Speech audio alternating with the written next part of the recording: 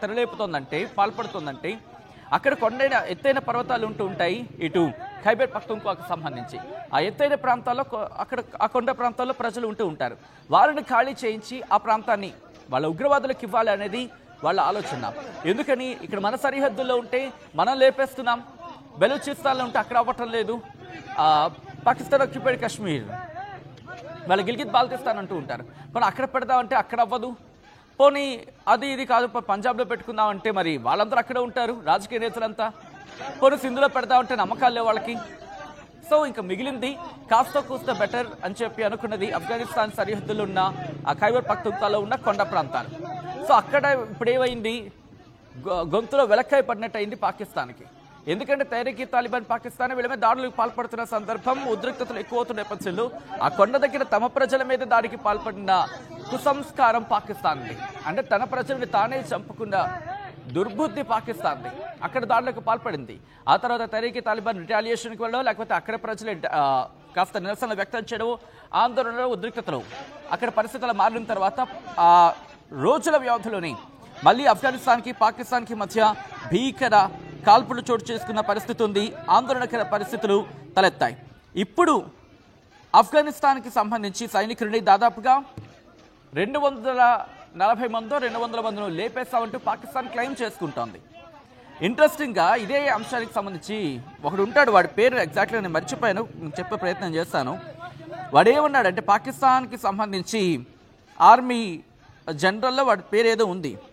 So వాడు ఏమంటాడంటే ఇక పాకిస్తాన్ డీజీఎంఓ వాడు ఏమంటాడంటే ఇటు సేమ్ అదే అదే అదే కారు కూతురికి వస్తూ ఉంటారు. నేను కూడా అడిగిన సందర్భంలో ఒక ప్రెస్ మీట్లో ఇప్పుడు భారత్కి సంబంధించి ఆ రోజు చెబుతోంది మేమే దాడి చేసామంటే కనుక లేదు నేను మళ్ళీ ఆన్ ద రికార్డ్ చెప్తున్నాను మేమే దాడి చేస్తాం మేమే గెలిచామంటూ కూడా.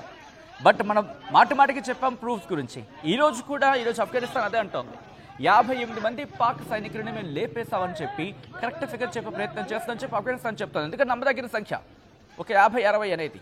ఏకంగా వీడైతే 200-300 వీడి నోటుకొచ్చని చెప్తారు, కానీ ఆధారాలు ఏవంటే చూపించరు.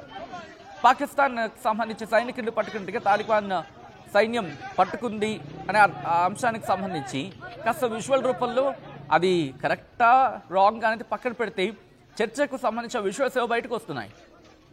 కానీ ఇక్కడ పాకిస్తాన్లో పరిస్థితి ఎలా ఉందంటే ఆ దేశ మీడియాని పాకిస్తాన్ని క్వశ్చన్ చేస్తోంది, పాకిస్తాన్ను ప్రశ్నిస్తోంది. ఎందుకు లాహోర్లో జరుగుతున్న విజువల్స్ మీరు చూపించనివ్వట్లేదు, ఇండియా నుంచి మేము ఎందుకు ఫీడ్ తీసుకోవాల్సి వస్తుంది, ఇండియా నుంచి వస్తున్న విజువల్స్ను మేము ఎందుకు తీసుకోవాల్సి వస్తుందని చెప్పి ఆ దేశ మీడియాని ఆ దేశ సీనియర్ జర్నలిస్టులు క్వశ్చన్ చేస్తున్న సందర్భం ఉంది పాకిస్తాన్కి. సో ఈ నేపథ్యంలో ప్రస్తుతం అక్కడ ఎటువంటి పరిస్థితులు నెలకొన్నాయో అర్థం చేసుకోవచ్చు. ఈ కథలు మిమ్మల్ని కాస్త కలవరపరచవచ్చు, అయితే మిమ్మల్ని కలవరపడి గురి చేయడం ఆర్టీవీ ఉద్దేశం కాదు. కానీ ఇటువంటి కథనాలు చూసినప్పుడు కాస్త కలవరపడిగే అవకాశం ఉంటుంది కాబట్టి దీనికి సంబంధించి తగిన జాగ్రత్తలు తీసుకోవాలని ఆర్టీవీ సూచించడం జరుగుతోంది. This is disturbing content, video description is advice. ఒకసారి ఆ విషయాలు చూద్దాం.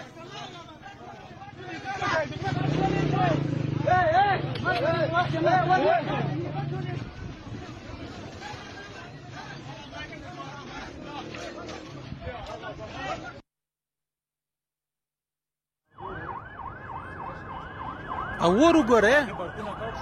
Ouro Goré.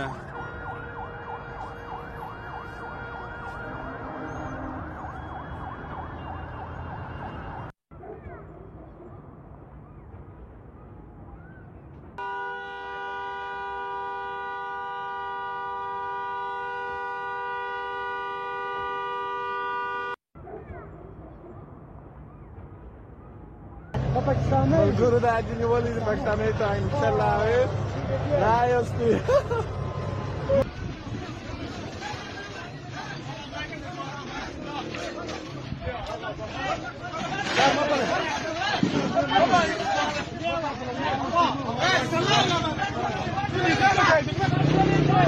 Hey,